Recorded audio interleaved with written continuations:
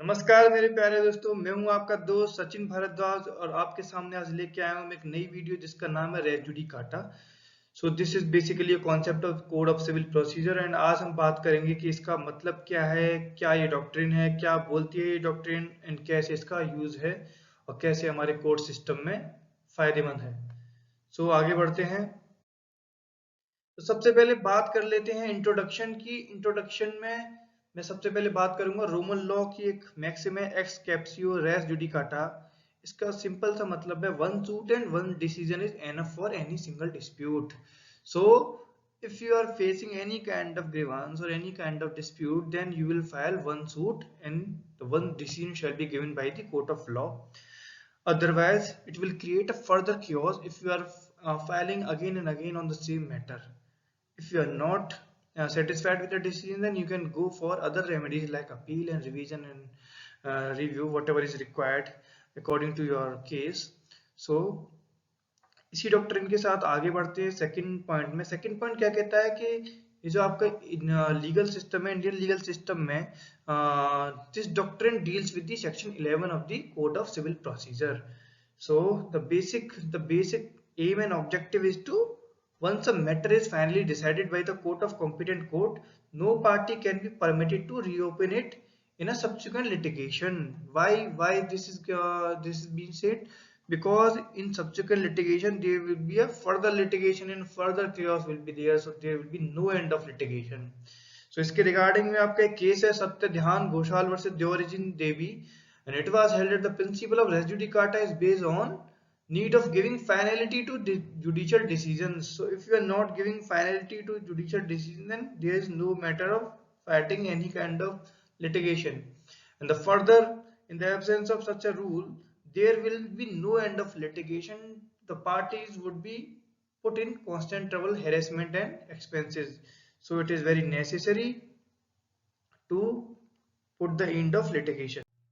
Okay, so अभी बात कर लेते हैं ओरिजिन ऑफ द डॉक्ट्रिन की। सो ओरिजिन ऑफ डॉक्ट्रिन में मैं बात करता हूँ doctrine of res judicata is one of the oldest doctrine in the history of the world. So यहाँ पे ध्यान देने की एक बात यह है कि रेस जुडिकाटा जो आपकी डॉक्ट्रिन है ये सबसे ओल्डेस्ट डॉक्ट्रिन है। सो इंडियन लीगल सिस्टम की बात करो तो Indian legal system adopted the doctrine from the common law. Common law means the laws which are prevalent in the UK. Okay, and section 11 बात करता है कोड ऑफ सिविल प्रोसीजर का इस doctrine के बारे में, डॉक्ट्रिन ऑफ रेस जुडिकाटा के बारे में। एंड अनदर पॉइंट आपको नोट करना है कि doctrine of res judicata is also applicable in administrative law. So this doctrine is also applicable in administrative law also, and afterward it was accepted by the other statute also, and acts and doctrine of res judicata started growing in Indian legal system. तो slowly क्या हुआ कि Indian legal system में res judicata की importance बढ़ गई क्योंकि कोई नहीं चाहता मल्टीप्लिसिटी ऑफ सूट्स। ओके, सो आगे बढ़ते हैं। अभी देखते हैं डॉक्ट्रिन ऑफ रेस जुडिकाटा में 3 मैक्सिम्स आपके यूज होंगे। तो basic purpose and aim and objective है जिस डॉक्ट्रिन का, उसकी डॉक्ट्रिन को एम एंड ऑब्जेक्टिव को फुलफिल करने के लिए these are the 3 doctrines which will be helpful for you. तो the first doctrine is nemo डेविड विस वेक्सारी प्रो एडम कॉजा। तो सिंपली अगर मैं इसका मीनिंग देखता हूं तो इसका सिंपल मीनिंग है no person should be vexed annoyed harassed और vexed 2 times for the same cause. So if there is a one cause the person will litigate only for one time, so there must not be a second kind of litigation or any kind of other dispute on the same matter and issue. So the basic doctrine क्या है इसका कि multiplicity of suit से बचना है या फिर again and again उसी मैटर को उठाने से बचना है हमें। सेकंड क्या है आपका इंटरेस्ट रिपब्लिके उड सिट फिनिश लिटियम। ठीक है, इसका सिंपल सा मीनिंग है the interest of the state that there should not be end of litigation. So until and unless there will not be end of litigation, there will not be any kind of use of litigation. litigation में जाने का या court में जाने का use क्या होता है कि कोर्ट जो उसको फाइनल जजमेंट देगा, फाइनली उस डिस्प्यूट को डिसाइड करेगा। बट अगर ऐसा नहीं हो रहा है तो हमारा कोर्ट जाने के पर्पस का कोई फायदा नहीं है। तो सेकंड आपकी जो मैक्सिम है उस पर्पस को फुलफिल करती है। और अगर मैं थर्ड में आ जाता हूँ तो थर्ड में res judicata res judicata pro veritate accipitur. ठीक है। So this is your third maxim. इसका मतलब क्या, decision of the court should be adjudged as true. ठीक है। सो कोर्ट ने आपका जैसा भी डिसीजन दिया है, अगर आपको कोई प्रॉब्लम है, कोई फर्दर ग्रीवांस है, या फिर आप you are not satisfied with the decision, if the decision is prejudice, then you can go for appeal. Appeal हो गया, रिवीजन हो गया, रिव्यू हो गया, these are the remedies available to you. And whatever, if in the special acts there are other kind of remedies are available, then go for that remedies. Don't create any kind of chaos, or don't say that the decision is not good, decision is bad, decision is false, or any kind of other things. Okay, आगे बात करता हूं मैं section 11 की, race judicata की। Race judicata ये आपका bear language है। तो इस बेयर लैंग्वेज को मैं थोड़ा सा आपके सामने रीड करूंगा, रीड करके हम समझेंगे, इसको डिकोड करेंगे basically. So this is a bare language, I will read it for you, kindly listen it carefully. So no court shall try any suit or issue in which the matter directly or substantially in issue has been directly and substantially in issue in a former suit between the same parties or between parties under whom they or any of them claim litigating under the same title in a court competent to try such subsequent suit or the suit in which such issue has been subsequently raised and has been heard and finally decided by such court। तो आप इसको दोबारा again and again इसको थोड़ा सा read करोगे तो आप फाइंड करोगे धीरे धीरे। जैसे फर्स्ट लाइन में आप देखोगे, फर्स्ट लाइन में आपको दिखता है सूट। तो इस डॉक्ट्रिन को अगर मुझे फुलफिल करना है तो there must be a suit, पहले सूट होना चाहिए। एंड आपका जो फॉर्मर सूट है and the latter suit, actually until and unless there must be two suits, first there will be a former suit and next there will be a second suit। सो दो suit होते हैं, तभी हम second suit को बाहर करते हैं, उसके ट्रायल को बाहर करते हैं इस डॉक्ट्रिन के अकॉर्डिंग। क्यों बाहर करते हैं? क्योंकि सूट है, सेकंड कंडीशन क्या है, matter in issue. Okay, matter in issue जो है, सब्सटेंशियली इन इश्यू जो है, matter directly and substantially in issue are same and between the same parties and under the same title. Title और same parties हम आगे discuss करेंगे आपको कि टाइटल कैसे सेम होता है, पार्टीज आर कैसे सेम होती हैं। So they are litigating parties भी सेम है, titles are also same, matter in issue is also same. And ध्यान देने की बात है वो सूट है, ठीक है। The first was also suit and second वाला वाज आल्सो सूट, ठीक है। तो in a court of competent to try, मैं ये 6 लाइन पढ़ रहा हूं आपके लिए। In a court competent to try such subsequent suit or the suit in which such issue has been subsequently raised। तो both the court, both the forums must be competent, ठीक है, otherwise this doctrine will not be applicable। so both the forums या both the court must be competent। and another in the last condition is this, that the former suit or the suit has been finally and conclusively decided by such court। तो अगर पहला वाला suit अगर finally and कॉन्क्लूसिवली decide हो चुका है, उस case में क्या है, आप सेकंड सूट का जो ट्रायल है उसको बार कर दिया जाएगा बाय द कोर्ट। ओके,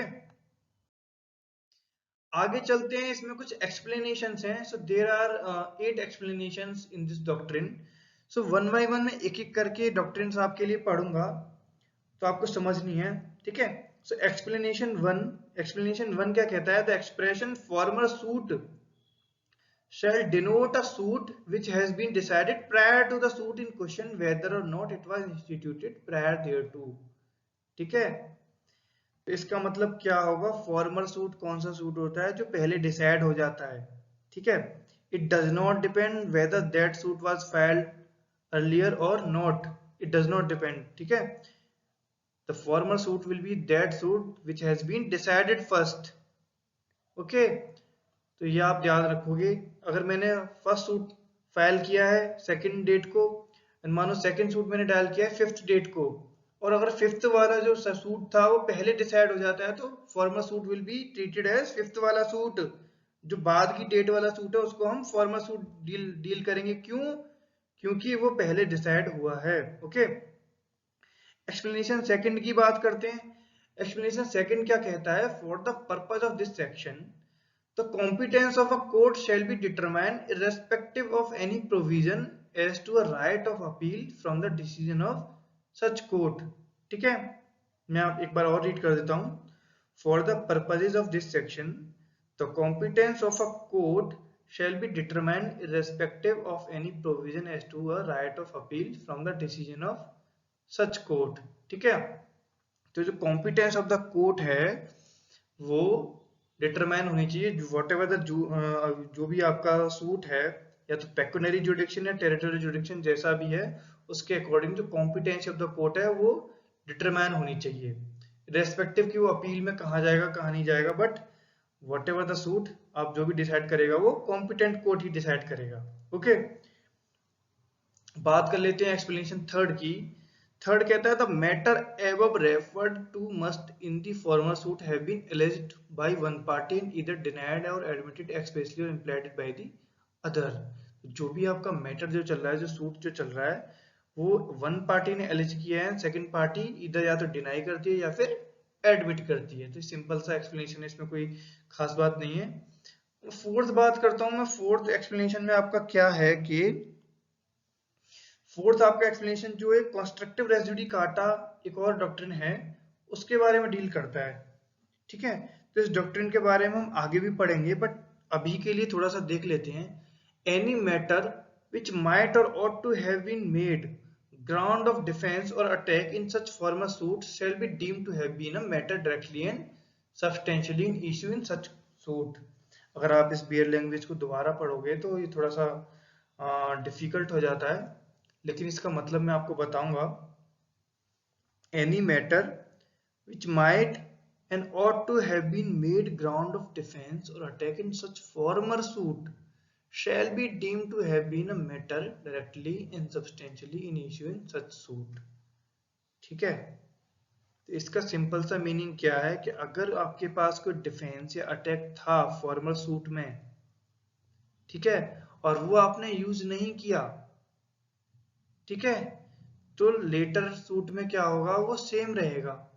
ठीक है, दैट डिफेंस और attack you can not use, तो वहां पे क्या होगा, कंस्ट्रक्टिव रेस जुडिकाटा अप्लाई हो जाएगा। ओके, अगर कोई डिफेंस या फिर अटैक था या फिर कोई आर्ग्यूमेंट था which you could use in the former suit but you have not used, in that case in the subsequent suit you shall be barred to apply। okay, एक बार और देखोगे, इंपॉर्टेंट है आपका कंस्ट्रक्टिव रेस जुडिकाटा, काफी important है। Any matter which might or ought to have been made ground of defense or attack in such former suit shall be deemed to have been a matter directly and substantially in issue in such suit। अब क्यों कह रहा है, अब have been matter directly and substantially in issue in such suit क्यों कह रहा है, इसलिए कह रहा है क्यों, क्योंकि अगर मैटर को हम डायरेक्टली एंड सब्सटेंशियली सेम मान रहे हैं, तभी तो through the constructive res judicata वो बाहर हो जाएगा, तभी तो मैं वो डिफेंस या अटैक यूज नहीं कर सकता। जिस डिफेंस और अटैक को मैं पहले सूट में यूज कर सकता था बट मैंने किसी रीजन की वजह से यूज नहीं किया, तो उसको मैं सेकेंड सूट में भी नहीं यूज कर सकता due to the doctrine of constructive res judicata. Okay, आगे बढ़ते हैं। अभी बात करते हैं आपका एक्सप्लेनेशन फिफ्थ की। तो any relief claimed in the plaint which is not expressly granted by the decree shall for the purpose of this section be deemed to have been refused. अगर आपने कोई रिलीफ क्लेम किया है plaint में और उसको एक्सप्रेसली कोर्ट ने ना तो ग्रांट किया है ना रिफ्यूज किया है, तो it shall be deemed to have been refused. अगर ग्रांट नहीं हुआ है आपको वो रिलीफ, तो it will be treated as refused.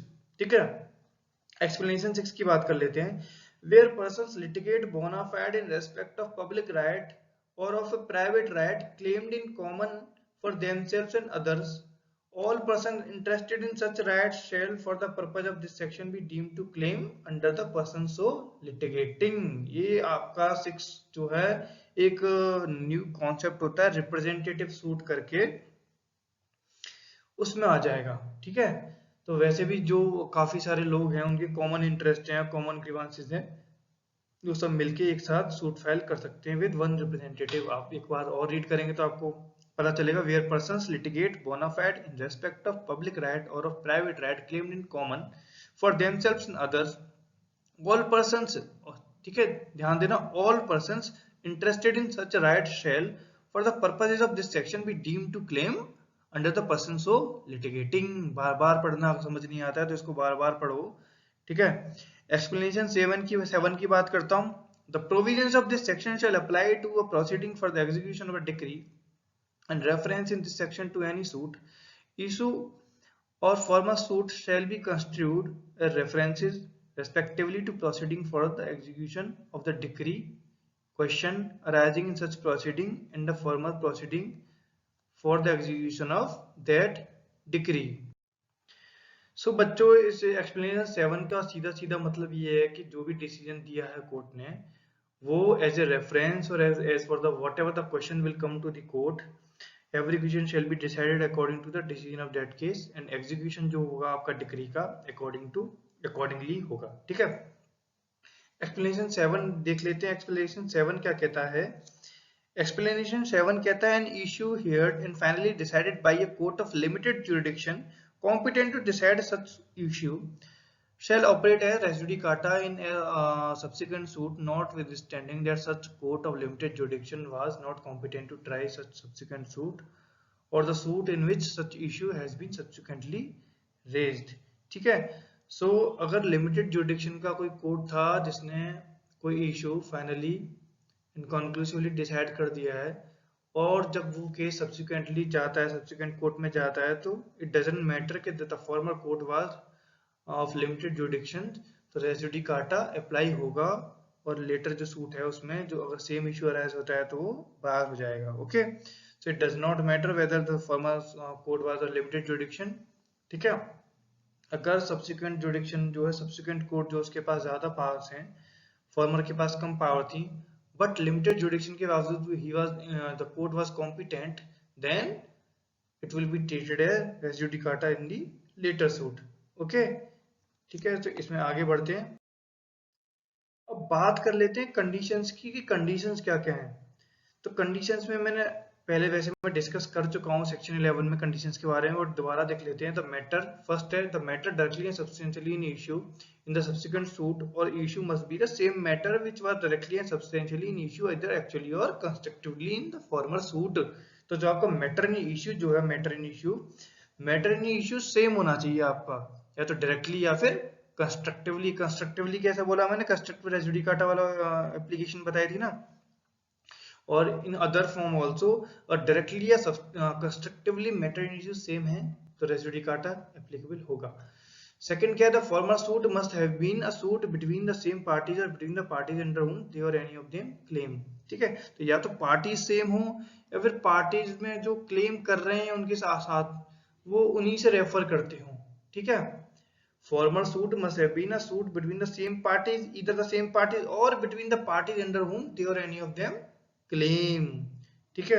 जैसे कि पार्टी होगी, प्रिंसिपल और एजेंट हो गए, तो प्रिंसिपल पहले कर रहा था, बाद में एजेंट कर रहा है, तो एजेंट और principal are the we will treat it as a same party, ठीक है। थर्ड क्या होगा? Such parties must have been litigating under the same title in the former suit. अब सेम टाइटल क्या होता है? सेम टाइटल होता है जैसे कि मैं फॉर्मर सूट में मेरे टाइटल्स थे, एक पार्टी थी टेनेंट, वन पार्टी थी लैंडलॉर्ड। तो सेकंड सूट में क्या था? उनका जो टाइटल था वो लैंडलॉर्ड एंड टेनेंट वाला ही है, ठीक है। तो ये होता है टाइटल का। अगर मैं ओनरशिप या फिर किसी और इश्यू या फिर मॉर्गेज में या फिर किसी और इश्यू से रिलेटेड होता तो टाइटल हो जाता चेंज। टाइटल हो जाता चेंज तो पार्टी सेम रहती है बट मैटर इन इश्यू भी हो जाता चेंज, ठीक है। तो whenever the title is change then res judicata shall not be applicable। तो आपका फोर्थ कंडीशन है the court which decided the former suit must be a court competent to try. ये मैंने आपको बताया था कि जो फॉर्मर सूट है उसका जो कोर्ट है वो भी कॉम्पिटेंट होना चाहिए और जो लेटर जो कोर्ट है वो भी कॉम्पिटेंट होना चाहिए, ठीक है। लास्ट आपकी कंडीशन देख लेते हैं। The matter directly and substantially in issue in the subsequent suit must have been heard and finally decided by the court in a former suit, ठीक है। तो आपका जो केस है, जो सेकंड सूट आप जो लड़ रहे हैं, तो पहला वाला जो सूट है फॉर्मर सूट जो मैंने बताया था जो कि पहले डिसाइड हो जाता है, वो सूट आपका पहले डिसाइड हो जाना चाहिए। कैसे डिसाइड होना चाहिए? Finally conclusively has been decided by the court। ठीक है, आगे बढ़ते हैं। मैटर इन इश्यू, तो अब थोड़ी सी बात कर लेते हैं मैटर इन इश्यू की। मैं बार बार कह रहा हूँ कि मैटर इन इश्यू सेम होना चाहिए। तो क्या है matter in issue? The expression matter in issue means the rights litigated between the parties, that is the facts on which the right is claimed and the law applicable to the determination of that issue। ठीक है, तो जो भी rights होती हैं, जो अब हम लिटिगेशन क्यों फाइल करते हैं, लिटिगेशन फाइल करते हैं जो भी हमारे राइट्स हैं, हमारी लायबिलिटीज हैं, वो डिटरमाइन करने के लिए। कोर्ट क्या करता है? कोर्ट हमारे राइट्स एंड लायबिलिटीज डिटरमाइन करता है ना। तो मैटर इन इश्यू क्या होगा? The expression matter in issue means the rights litigated between the parties, that is the facts on which the rights is claimed and the law applicable to the determination of such issue. ठीक है, so such issue may be the issue of fact, issue of law और mixed issue of law and fact. तो जो आपका question है, जो आपके rights जो डिटरमाइन होंगे वो कैसे हो सकते हैं? या तो ये होगा इश्यू ऑफ फैक्ट, ठीक है, इश्यू ऑफ लॉ और mixed issue of law and fact. ठीक है, कुछ भी हो सकता है आपका matter in issue. Same title की बात करते हैं। सेम टाइटल मैंने आपको जैसे बताया था, लैंडलॉर्ड और टेनेंट वाला की एग्जांपल दिया था सेम टाइटल की बात में। दोबारा अगर मैं फर्दर क्लैरिफिकेशन के लिए देखूं तो third condition of the res judicata क्या थी? सेम टाइटल वाली कंडीशन थी। ठीक है, तो सेम टाइटल का मतलब क्या होता था? Same capacity. Same title means the same capacity. So ये क्या रेफर करती है? It refers to the capacity और interest of a party, that is whether he issues or is sued for himself in his own interest or for himself as representing the interest of another, ठीक है, or as representing the interest of other along with himself, and it has nothing to do with the particular cause of action on which he sues or is sued। ठीक है, तो आपने ध्यान से देखा होगा टाइटल का मतलब एक तरीके का रिप्रेजेंटेशन है। ठीक है, टाइटल का मतलब होगा सेम कैपेसिटी, जो मेरी रिप्रेजेंटेशन है जिसमें मैं रिप्रेजेंट कर रहा था, तो वो जो है आपकी सेम कैपेसिटी में मैं कर रहा था। पहले भी मैं लैंडलॉर्ड था, अभी भी मैं लैंडलॉर्ड हूँ, यानी कि पहले मैं लैंडलॉर्ड था, अब मैं मॉर्गेजर बन गया, मॉर्गेजी बन गया, तो मेरा टाइटल जो है चेंज हो गया। तो जो मेरी कैपेसिटी है, जिस कैपेसिटी से मैं लड़ रहा हूँ, ठीक है, मैं लैंडलॉर्ड एज लैंडलॉर्ड लड़ रहा था, मैं अपने घर के लिए लड़ रहा था, ठीक है, तो मैं अपने घर के लिए ही लड़ूं। मेरी जो कैपेसिटी है लड़ने की, वो जिस कैपेसिटी या जिस जो मेरी अथॉरिटी है, जो कैपेबिलिटी है, उसके थ्रू जा रहा हूँ, वो सेम होनी चाहिए। ठीक है, तो litigating under the same title means that the demand should be the same quality in the second suit as was in the former first suit। ठीक है, competent court क्या था? The fourth condition of the res judicata is that the court which decide the former suit must have been the competent क्या कैसे होता है? Court जो भी आपकी टेरिटोरियल या फिर पेक्यूनरी जुरिडिक्शंस हैं, उसके लिए वो कोर्ट कॉम्पिटेंट होना चाहिए। Thus the decision in the previous suit by the court not competent to try the subsequent suit will not operate as res judicata। अगर आपका फॉर्मर सूट, ठीक है, जो आपके फॉर्मर सूट में आपके जज साहब थे, अगर जज साहब नहीं बोलूंगा, सॉरी, कोर्ट, जो आपका कोर्ट था और वो कॉम्पिटेंट नहीं था डिसाइड करने के लिए, तो वो क्या होगा? कॉम्पिटेंट कोर्ट नहीं होगा, तो आपकी डॉक्ट्रिन ऑफ रेस जुडिकाटा भी अप्लाई नहीं होगी। सिंपल सी बात है। ठीक है, अब बात करते हैं heard and finally decided. Heard and finally decided का मैं पहले डिस्कस कर चुका हूं इसमें, कि अगर आपका सूट कॉन्क्लूसिवली एंड फाइनली डिसाइडेड हो चुका है, कॉन्क्लूसिवली एंड फाइनली डिसाइडेड मींस उसके राइट्स एंड लायबिलिटीज जो हैं वो डिसाइड कर चुका है कोर्ट। कैसा कोर्ट? कॉम्पिटेंट कोर्ट डिसाइड कर चुका है। किसमें? सूट के अंदर, सेम पार्टीज में, सेम टाइटल के साथ में।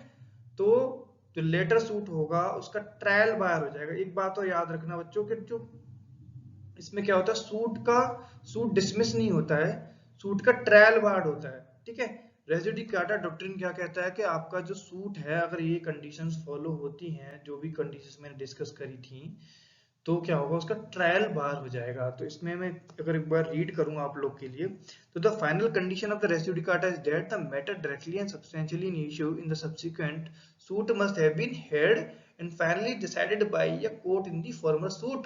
ठीक है, the expression heard and finally decided means a matter on which the court has exercised judicial mind and has after argument and consideration come to a conclusion। तो court ने क्या है? कॉम्पिटेंट कोर्ट ने अपना जुडिशियल माइंड अप्लाई किया है, सारे argument सुने हैं, सारे एविडेंस कंसीडर करे हैं, after considering all the arguments and evidences court has reached to a final conclusion.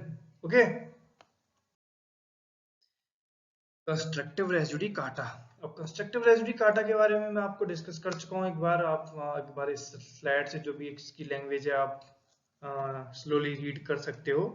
वैसे मैं आपके साथ एक्सप्लेनेशन 4 इसकी बात करता था।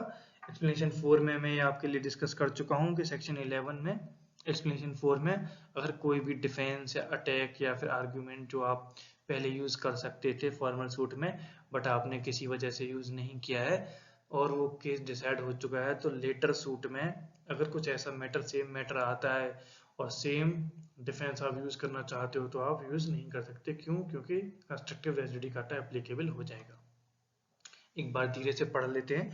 It is an artificial form of res judicata and provide that if a plea could have been taken by a party in a proceeding between him and his opponent, he should not be permitted to take that plea again the same party in a subsequent proceeding with a reference to the same subject matter that clearly is opposed to consideration of public policy on which the doctrine of res judicata is based and would mean harassment and hardship to the opponent।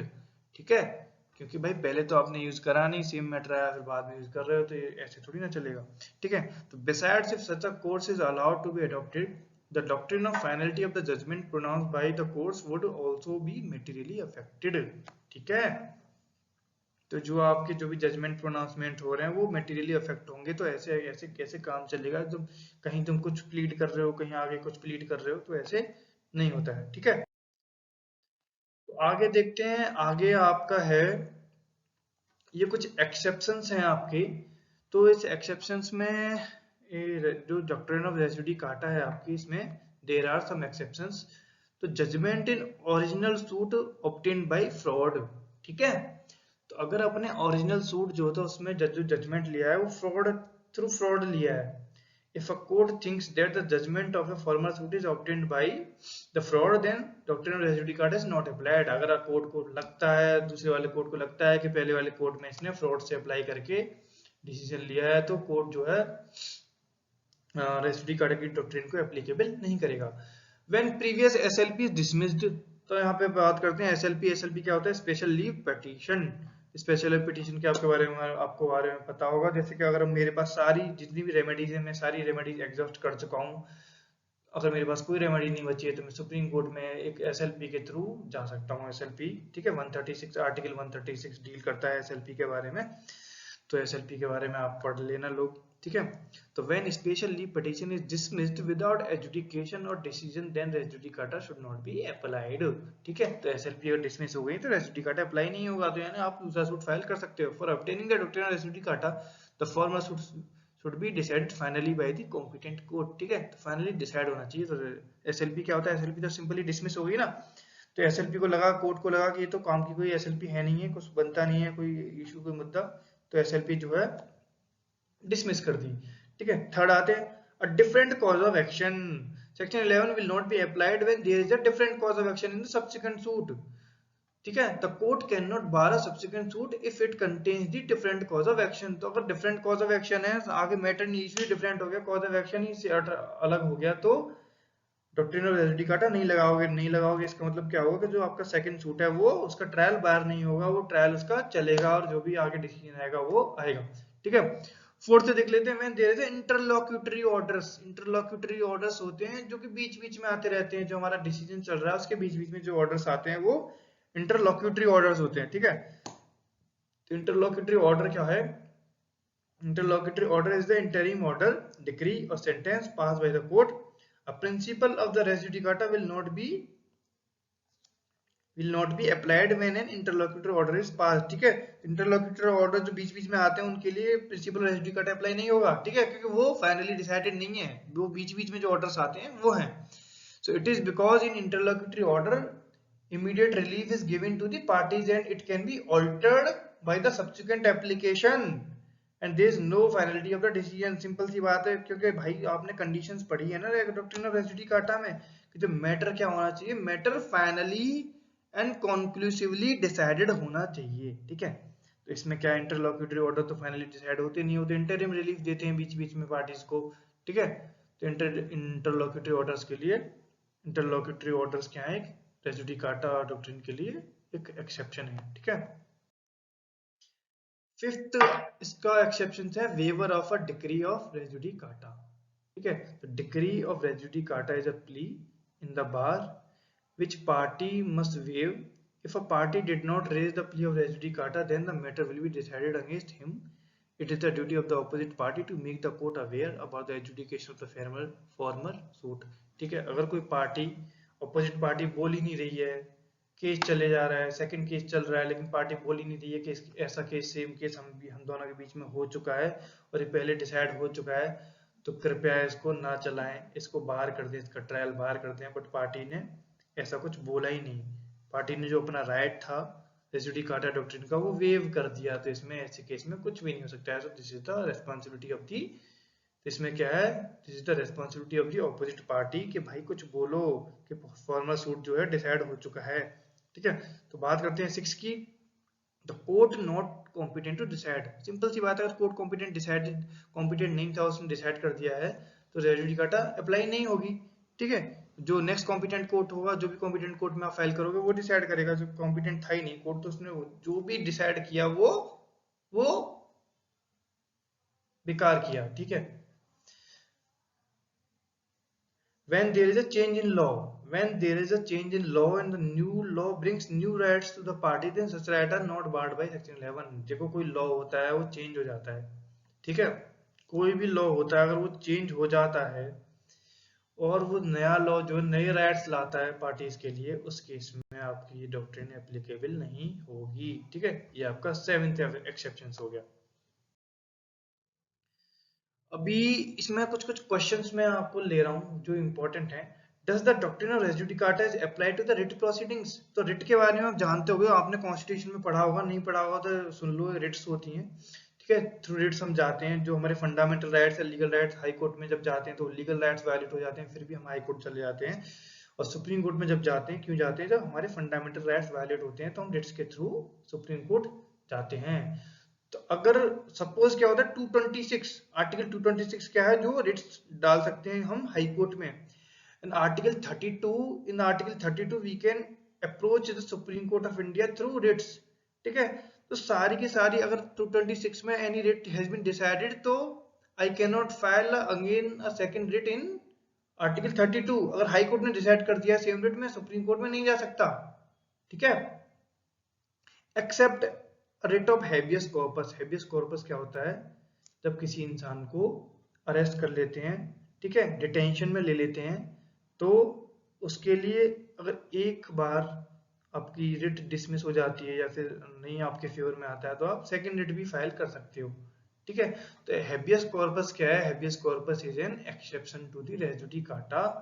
Otherwise सारी की सारी Ritz में आपकी race judicata apply होता है, ठीक है। ये ध्यान रखना, ये पॉइंट नोट कर लेना कि रिट ऑफ हेबियस कॉर्पस में आपका ये डॉक्ट्रिन जो रेस जुडिकाटा अप्लाई नहीं होती, ये एक्सेप्शन है doctrine of habeas corpus, okay. Next आ जाओ, नेक्स्ट क्वेश्चन क्या है? Does the doctrine of res judicata can be applied to the PIL arbitration and awards और इनकम टैक्स प्रोसीडिंग, ठीक है। तो देखो बच्चों, अगर पब्लिक इंटरेस्ट लिटिगेशन की बात करते हैं तो उसमें doctrine of res judicata apply नहीं होता है। पीआईएल होती है पब्लिक इंटरेस्ट लिटिगेशन, जिसमें कोई इंटरेस्ट होता है पब्लिक एट लार्ज का। तो पब्लिक एट लार्ज के इंटरेस्ट के लिए हम सुप्रीम कोर्ट में अप्रोच करते हैं। तो ऐसे अगर सुप्रीम कोर्ट में हमारी पीआईएल डिसमिस हो जाती है तो रेस जुडिकाटा वहाँ पे अप्लाई नहीं होता है। सेकंड है आपका आर्बिट्रेशन एंड रिवार्ड्स की प्रोसीडिंग में। तो आर्बिट्रेशन रिवार्ड्स की प्रोसीडिंग में क्या होता है कि ये डॉक्ट्रिन आर्बिट्रेशन एंड रिवार्ड्स की प्रोसीडिंग में भी अप्लाई नहीं होता है, ठीक है। एंड अभी बात कर लेते हैं आपके टैक्स की। तो जो पिछले फाइनेंशियल ईयर का असेसमेंट ईयर का जो टैक्स था उसका कोई इशू है तो आप नेक्स्ट वाले असेसमेंट ईयर का इशू उठा रहे हो, तो पहले वाले का जो इशू डिसाइड हुआ था वो नेक्स्ट के लिए रेस जुडिकाटा नहीं बनेगा, ठीक है। तो doctrine of res judicata is not have been applied in income tax proceeding in the case of BSNL versus union of India. अगर केस देखें आपके, इसमें भी और केस है, लिटिगेशन एंटाइटलमेंट केंद्र का केस है, केवी जॉर्ज का केस है, तो आप ये देख लेना, ठीक है। The court held that the decision given for one assessment year does not operate as a res judicata in the subsequent year, ठीक है। तो एक असेसमेंट ईयर के लिए, असेसमेंट ईयर समझते हो? असेसमेंट ईयर मैंने मतलब इस साल का टैक्स अगर मैंने 1 अप्रैल 2010 से लेके 31 मार्च 2011 तक का जो भी टैक्स है उसमें कोई डिसीजन डिसाइड हुआ है वो नेक्स्ट ईयर के लिए एप्लीकेबल नहीं हुआ। ओके, अब ये देख लेते हैं रेस जुडिकाटा बिटवीन को प्लेंटिफ्स। तो देखो को प्लेंटिफ या को डिफेंडेंट्स जो है आपके, अब जो केस डिसाइड हुआ है वो सबके लिए हुआ है, को प्लेंटिफ्स के लिए हुआ है एंड को डिफेंडेंट्स के लिए भी हुआ है। तो एक अननेसेसरी हैसल को रोकने के लिए, अननेसेसरी प्रॉब्लमेटिक सिचुएशन है उसको रोकने के लिए क्या क्या कंडीशंस हैं, तो these are the necessary condition to be applied as follows. पहली कंडीशन क्या था, must be a conflict of interest between the defendant concern. तो जो आपके डिफेंडेंट हैं, जो आपके डिफेंडेंट कंसर्न हैं, ठीक है, तो वो जो है कॉन्फ्लिक्ट ऑफ इंटरेस्ट में होनी चाहिए। ठीक है, सेकंड क्या, it must be necessary to decide the conflict in order to plaintiff relief he claims. ठीक है बच्चों,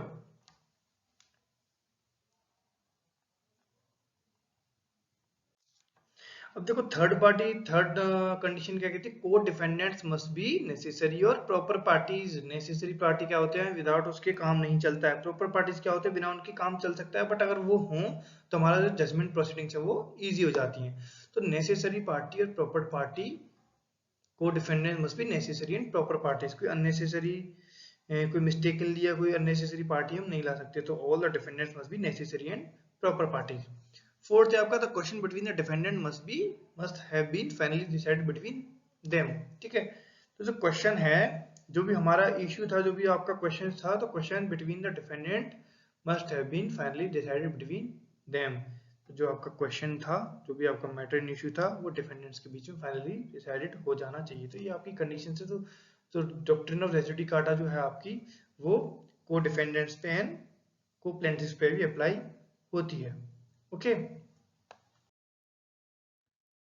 ये कुछ क्रिटिसिज्म है रेस जुडिकाटा के। आपकी जो डॉक्ट्रिन ऑफ रेस जुडिकाटा थी, जो कहती थी कि दोबारा दोबारा again and again you will file a litigation, then it will be the trial of that will be barred. तो इसमें कुछ क्रिटिसिज्म है। क्रिटिसिज्म क्यों है, तो फर्स्ट पॉइंट है, the doctrine of res judicata is not applied in appeals. तो appeal हम कर सकते हैं, अपील को हमारी को कोई नहीं रोक सकता, तो हम अपील कर सकते हैं, तो इसमें रेस जुडिकाटा अप्लाई नहीं होता। Rule of res judicata restrict the process of delivering justice. अब इसमें कुछ ऐसा क्रिटिसिज्म कुछ लोगों ने दिया है कि rule of res judicata restrict the process of delivering justice. तो प्रोसेस ऑफ डिलीवरिंग जस्टिस है जो आगे और स्कोप हो सकता था, वो नहीं होगा। बट इसका एक सेकंड ओपिनियन ये भी है कि अगर ऐसे केस पे केस चलता रहेगा उसी मैटर इशू से, तो मल्टीप्लिसिटी ऑफ सूट भी हो जाएगा। ठीक है, तो ये क्रिटिसिज्म में तो कोई भी क्रिटिसिज्म कर सकता है। तो आप थर्ड देखते हैं, sometimes res judicata is applied to the judgment which is contrary to law.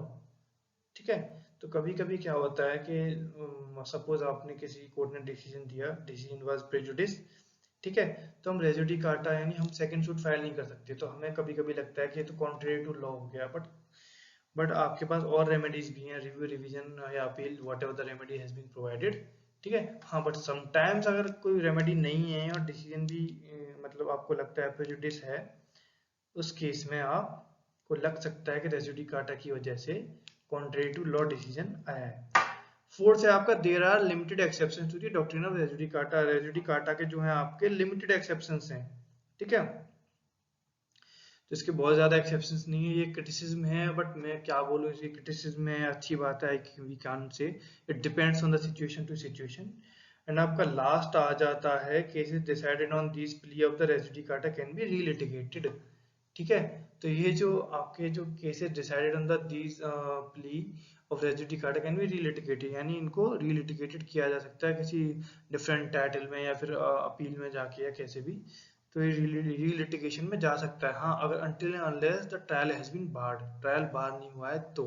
ठीक है, बट कहीं ऐसा नहीं लिखा हुआ है कि रीलिटिगेट नहीं हो सकता, बस ट्रायल बार हो सकता है। अगर आपने पार्टीज ने वेव भी कर दिया अपना राइट, तब भी ट्रायल चल सकता है। ठीक है, so thank you so much मेरे प्यारे दोस्तों, thank you so much for listening this video of res judicata. बने रहिए मेरे साथ, शेयर करिए, सब्सक्राइब करिए, लाइक करिए, और बताइए कुछ और वीडियोस, कुछ और नई नई कमेंट्स करिए, जो भी आपको वीडियोस मेरे थ्रू चाहिए। और सीपीसी की सीरीज में कोशिश करूंगा इसको कंप्लीट करूं। ठीक है, तो थैंक यू सो मच, बने रहिए मेरे साथ, गुड बाय।